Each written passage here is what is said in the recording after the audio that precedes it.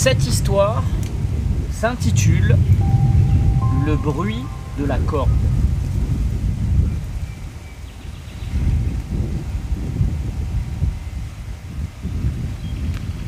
C'est l'histoire de Christy et Stéphane.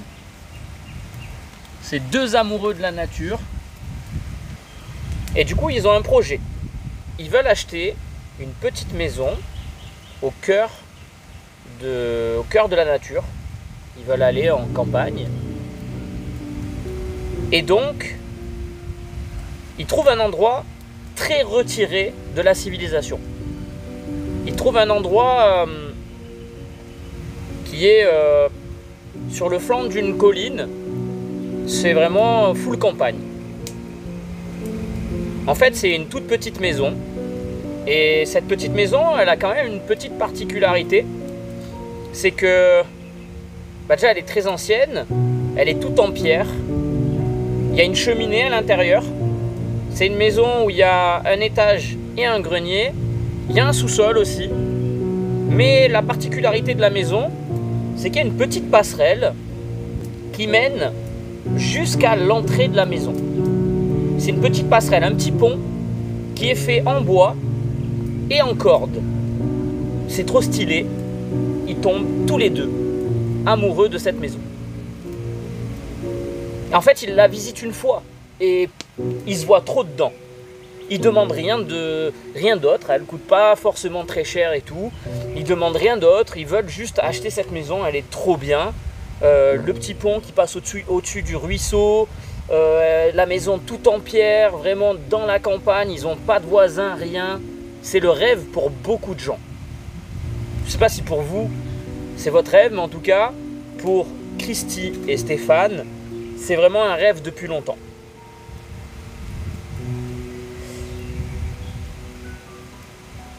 Il se passe donc quelques jours, au moment où ils vont aménager, et ça y est, ils ont leur nouveau chez eux. Donc ils prennent leurs affaires, ils emménagent, etc. Et puis c'est le moment où il y a tous les cartons dans la pièce à vivre, et ils ont déjà mis tous les meubles en place et tout. Et là c'est le moment, tu sais, c'est le moment où tu souffles. Tu arrives, tu prends... tu prends ta clé, c'est la première fois où tu vas ouvrir la porte de chez toi et tu es là pour ranger tes affaires et t'installer. Et pour eux, c'était un peu symbolique. Et du coup, ils passent un petit moment à regarder leur maison, ils font un petit pique-nique devant et tout. Et à la fin du petit pique-nique, ils passent tous les deux sur cette passerelle qui grince un petit peu avec le bois et les cordes. Ça fait des... quand tu marches dessus. Eux, ça les fait kiffer parce que c'est vraiment... tout est ancien et tout est trop beau. Ils poussent la porte de la maison, ils rentrent à l'intérieur. Ils vivent leur meilleure vie pendant des mois et des mois. J'ai pas la date à laquelle ils ont aménagé, mais en tout cas, là, ça fait des mois et des mois qu'ils sont à l'intérieur. Voilà. Et ils commencent à prendre leurs petites habitudes. Mais des habitudes totalement différentes de ce qu'ils ont pu connaître jusqu'à maintenant. Des habitudes de loin des habitudes de celles de la ville. Hein. Il faut qu'ils anticipent pour aller acheter le pain. Il faut qu'ils anticipent aussi les trajets pour aller au travail, etc. etc. Bon, j'ai pas les infos sur ce qu'ils font de leur vie et tout, hein, mais en tout cas, chacun fait son petit train-train. Je sais que Christy, elle bosse depuis la maison. Stéphane, lui, il est obligé de partir en voiture et aller bosser et tout ça. Ça lui fait un peu plus de route que d'habitude, mais c'est pas grave. Ils sont tellement bien dans leur nouveau cocon. Il se passe des mois, routine, aller chercher le pain, préparer les repas et tout ça. Et puis il commence à arriver l'hiver. Le temps froid, qui vient d'ailleurs beaucoup plus vite parce que ils sont un peu en montagne. Il fait plus froid, plus vite. Donc, une nouvelle habitude, celle d'allumer la cheminée et de préparer à manger. Et ensuite, d'aller manger au coin du feu. C'est leur vie en fait, tous les soirs, c'est leur petit truc à eux. Voilà, ils sont vraiment au coin du feu, ils sont trop bien. Là, le temps passe, la routine s'installe, et on arrive en décembre. Il fait vraiment, vraiment froid. C'est le soir du 23 décembre. On n'est pas loin des fêtes de Noël, hein. Et ils sont en pleine préparation de repas de Noël, etc. C'est vraiment toute une préparation spéciale. Et Stéphane commence à allumer le feu comme d'habitude. Il allume la cheminée, mais il allume un tout petit peu plus tôt cette fois-ci. Et parce qu'après, il voulait quand même être là pour aller aider à faire à manger et tout avec Christy et tout ça. Donc, ils se mettent à faire à manger à deux. Et ils vont s'installer au coin du feu, comme d'hab. Commencent à manger. Et là, d'un coup, dans le calme de leur campagne, et etc., le crépitement de la cheminée,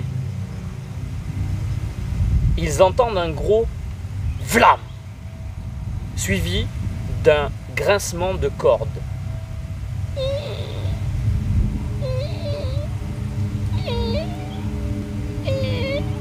Pendant plusieurs minutes comme ça, un grincement de cordes, comme une corde qui se balance.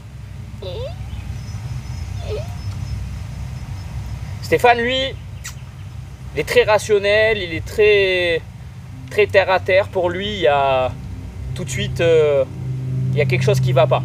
Il y a eu une intrusion à son étage ou dans le grenier ou n'importe. Il court, il monte les escaliers, il cherche partout. Rien du tout. Il ne trouve rien du tout. Christy, elle est un peu plus superstitieuse. Elle voit ça un peu comme un présage. C'est les veilles de Noël, etc. Elle se pose des questions, mais elle n'en parle pas à Stéphane parce qu'elle a un peu honte. Mais, bon, il n'y a rien. Ils en parlent un petit peu le soir même, et puis après ça passe. Ça y est, c'est passé. C'était, oh, c'est une vieille maison, hein. C'est ce qu'on se dit. Le lendemain, c'est le soir de Noël, c'est le réveillon. Du coup, préparation de cheminée. Et puis, le repas, ils le préparent à deux. Ils fêtent leur réveillon ensemble. Ils n'ont pas forcément de la famille qui vient ou quoi, ils sont vraiment ensemble. Ils s'installent au coin du feu avec leur repas de Noël. Et de nouveau, vlam! Et un bruit de corde. Là, en fait, Stéphane, il attend pas. Il attend pas que le bruit s'arrête ou n'importe. Lui, il entend le vlam, le bruit de corde, tout de suite, il détale, il monte, il fouille partout. Il va tout de suite au grenier, cette fois-ci d'ailleurs. Et il regarde partout. Rien. Christy, cette fois-ci, elle le suit timidement et elle regarde un petit peu, mais d'un autre œil. Rien non plus. Ni du côté de Christy, ni du côté de Stéphane. Le 25, jour de Noël. Le soir, ils sont encore dans leur routine, mais pour eux, ça y est, Noël, c'est terminé et tout. Donc là, c'est plus la routine habituelle et pareil. Cheminée, préparation, repas. Et au moment du repas, vlam, bruit de corde, rebelote, il détale, il regarde partout. Mais là, Stéphane, il commence vraiment à perdre patience.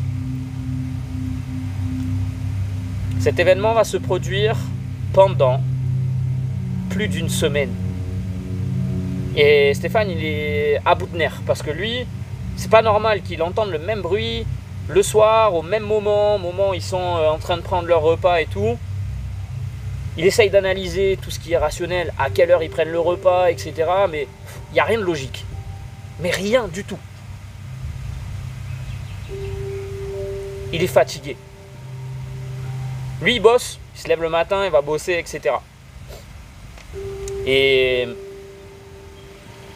Christy, elle, au plus ça le fait, au plus les jours passent, avec ce vlam, ce bruit de corde qui balance, Et au plus, elle y voit un présage.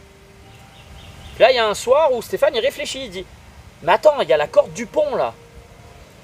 Du coup, dès qu'il entend le vlam, la corde, même si ça vient d'en haut, il se dit peut-être que ça résonne et ça vient du pont. Il court vers la porte d'entrée, il sort, il éclaire avec une torche, il éclaire le pont. Et le pont, il est tout à fait stable.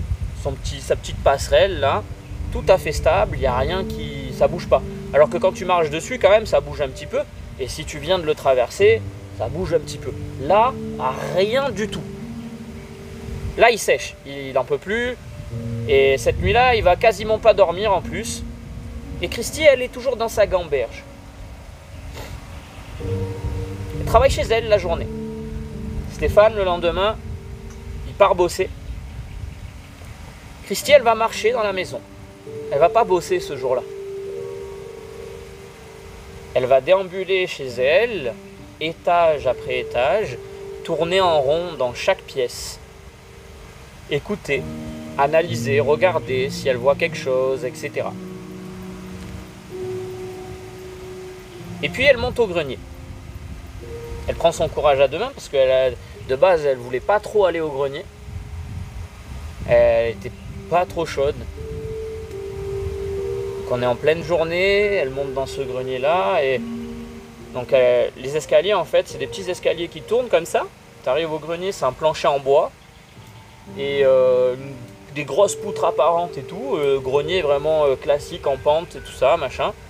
Et en fait dans les creux des pentes sur le fond comme ça, il y a des cartons, mais qui étaient là depuis un certain temps, qui étaient là avec la maison, quoi. Peu de trucs qui sont restés là au moment où ils ont acheté la baraque, quoi. Du coup, elle se met à fouiller là-dedans, et puis on trouve rien de spécial. Des vieilleries, hein, des vieilles théières, des trucs. Et puis au moment de redescendre,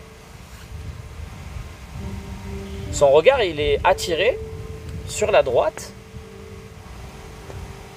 Et puis, il y a un truc qui va pas. Elle regarde, elle est attirée par cet endroit-là. Elle se penche, elle rampe un petit peu pour aller au bout de la pente. Elle va au bout de la pente. Et là, il y a...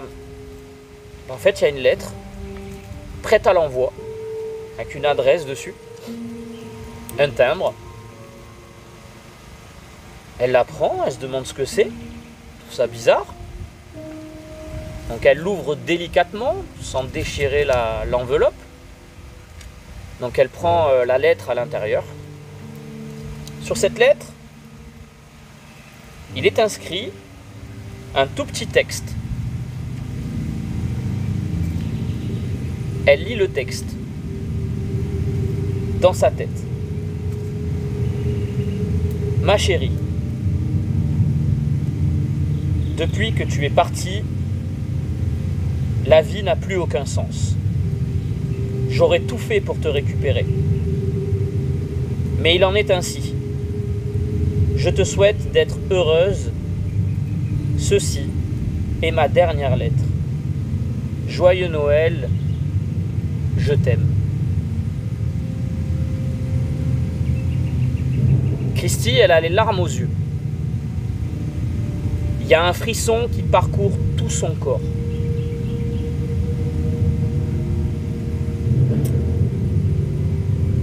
Elle réfléchit. Est-ce qu'elle en parle à Stéphane ou pas? Elle prend sa décision, elle ne lui en parle pas. Mais avant qu'il revienne, elle prend une décision. Elle va poster cette lettre. Elle poste la lettre. Elle rentre. Stéphane, fatigué, il n'en peut plus, il dort plus, tout ça, il rentre. Ma chérie, bisous, tout ça. Il allume la cheminée. Ils préparent le repas ensemble. Christy, elle a toujours un peu les larmes aux yeux. Et Stéphane, il la questionne, mais elle lui sort une petite excuse. Non, mais c'est rien, c'est là, en ce moment, j'ai une petite période un peu comme ça et tout ça. Ok. Ils s'installent auprès du feu.